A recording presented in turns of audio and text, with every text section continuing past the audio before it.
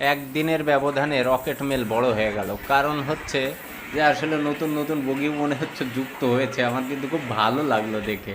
প্রথমে ভাবলাম মনে হয় কোনো ইন্টারসিটি ট্রেন হবে, পরে দেখছি না, এটা তো রকেট মেল, এটা বড় হয়ে গেল কেমন করে।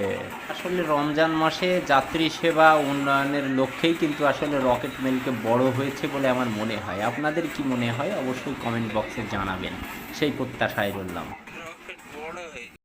এটা ছিল গতকালকের ভিডিও ধারণ করা, এটা ছিল জামালগঞ্জে। গতকালকে আসলে ছোট রকেট ছিল, দেখুন যে আসলে ছোট রকেট মেল ছিল গতকালকে।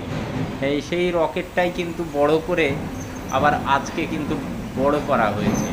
সেই রকেটে অনেকগুলা বগি সংযোজন করা হয়েছে। আশা রাখি যে রকেট মেল এরম ছোট থাকবে না, আগের ভিডিওটার মতো ঠিক অমন বড়ই থাকবে। আমরা বড় রকেটই দেখতে চাই, যাতে একটা ট্রেন বলে কথা, ছোট হলে সেটাকে আসলে ট্রেন হিসেবে মানায় না। যত বড় হবে ট্রেনটা দেখতে তত মানানসই হবে, ভালো লাগবে, এবং যাত্রীরাও আসলে নিরাপদে যাতায়াত করতে পারবে। বেশি হুড় হাঙ্গামা ঝুট ঝামেলা থাকবে না, নিরাপদে যাত্রীরা আসন